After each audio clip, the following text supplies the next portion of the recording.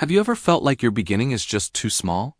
That the work you're doing is unseen, unheard, and maybe even insignificant? You pour your heart into something, only to be met with silence. You feel a calling, a purpose, but the stage is empty, the applause is missing. If you've ever felt that way, listen closely. This is for you. Let's go back 2,000 years. Forget the massive crowds and the world-changing miracles for a moment. Picture this: a dusty shoreline, the gentle lapping of waves against wooden boats.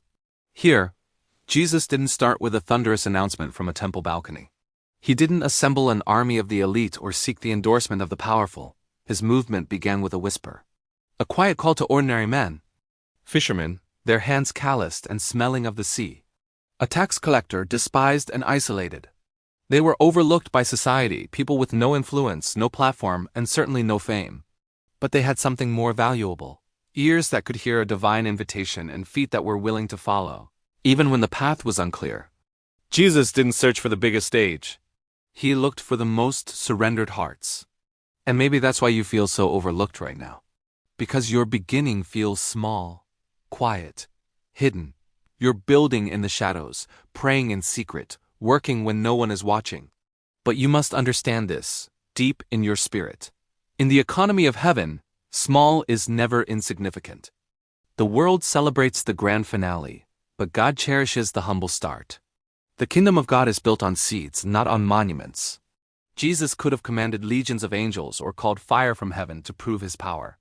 Instead, he chose a different way. He called people from the margins, the forgotten corners of society. And he built with them, slowly, patiently, faithfully. It wasn't a sudden explosion of popularity. It was a process. One step at a time, one village at a time. One healing, one teaching, one life-changing conversation at a time. In the beginning, there were no cheering crowds. No miracles making headlines across the Roman Empire. There was just presence, purpose, and the steady, quiet process of building something eternal. Some of you are waiting for God to do something big in your life. You're waiting for the perfect moment, the undeniable sign, the grand opportunity. But what if I told you he's already starting, right now, in the little things? In that quiet, yes you whisper in your heart when you feel prompted to serve. In the hidden acts of obedience that no one else sees. Your calling doesn't become valid when the spotlight finds you. It's already valid in the secret place, in the quiet moments between you and your Creator. Remember this: Jesus was powerful long before the first public miracle. He was anointed before the crowds ever gathered. He was worthy before a single person worshipped him. His identity was not defined by his impact, but by his Father. If God is in it, then small is more than enough. The fact that you showed up today, that you're even listening to this, ready to try again, to build again, to believe again, that is not a small thing. That is spiritual momentum. That is faith in action. The very same Spirit that conquered death and raised Jesus from the dead is alive and working in your ordinary, everyday life. So honor the seed. Honor the early mornings and the late nights. Honor the project that only has a few views. Be faithful where you are, with what you have, because he made a promise. If you are faithful with little, you will be trusted with much. This is the divine blueprint for building momentum. Start small. Move with obedience. Build deep roots before you grow tall branches. Multiply slowly, authentically. Let the fire catch, one heart at a time. You are not behind schedule. You are not forgotten. You are right where you need to be, in the middle of God's blueprint. So take a deep breath, build like Jesus did. With patience, with purpose, and with the full attention of heaven watching. Sometimes your greatest battle isn't external. It's the war between what you carry and what others can't yet see. Jesus spent 30 years in silence. No stage, no crowds, just obedience. He was building in the background, but heaven was watching. Let me ask you, what are you building when nobody's applauding? Do you still wake up early when no one is checking? Do you still give excellence when no one is clapping? That's where real builders are formed. It's in the tension between calling and confirmation, between promise and platform. And some of you are there right now. You're doing the right thing. But it's unnoticed, uncelebrated, invisible, and that's exactly where God shapes greatness. In Matthew 6, Jesus said, "When you pray, go into your room, close the door, and your Father, who sees what is done in secret, will reward you." He sees you. He sees the emails you send that go unanswered. He sees the discipline behind your closed door, the work ethic when the room is empty, the journal entries, the tears. Let's make it real. Are you only consistent when someone's watching? Do you need an audience to stay motivated? Or is your obedience rooted in conviction? Because here's the truth. If you're not faithful in secret, you'll sabotage what God gives you in public. That's not punishment. That's protection. You don't train for the battlefield on the battlefield. You train in quiet repetition so that when the moment comes, you don't flinch. You flow. Think about it. Jesus wasn't surprised by the cross. He was prepared for it, tested in the wilderness, forged in quiet faithfulness, shaped in secret surrender.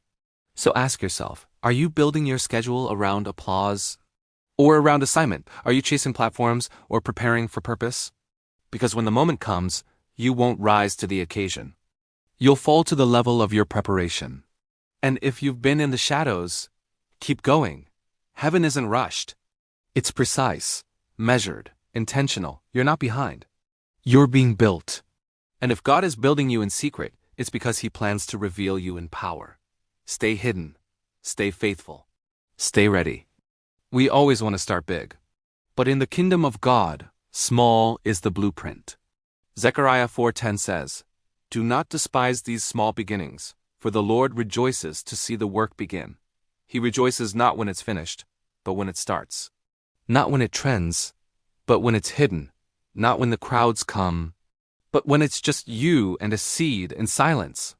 Let's talk about David. Before Goliath, there were sheep. Before royalty, there was responsibility. And when the prophet came looking for a king, David wasn't even in the room. He was forgotten, but he was faithful. Killing lions and bears in the wilderness, with no applause, no Instagram posts, no audience. But God saw it all.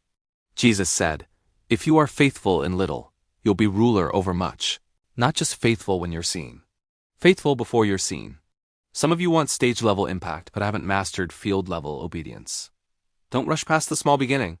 God doesn't. Think of Noah building the ark, decades of silence. No rain, no converts. Just wood, nails, faith. Think of Ruth gleaning leftovers in the field, not knowing God had a legacy waiting for her. Think of Jesus' 30 years of quiet obedience before 3 years of public ministry. He wasn't late. He was layered. You see, small beginnings are sacred. They expose your motives. Would you still build if no one noticed? Would you still show up if no one clapped? Would you still give it your best if you had to do it alone? That's why God starts us there. Because big moments need people who were refined in private. He's not punishing you with slowness. He's preparing you for weight. What you're calling delay, He's calling foundation. So pause for a moment. Ask yourself, am I showing up faithfully where I am? Am I planting where I want to be harvesting? Am I trusting God in this seed-sized season? Don't quit because it's small. Don't curse the silence. Don't despise the start, because this is where the roots grow deep. Where character is shaped, where purity is proven, and where God says, now you're ready for more.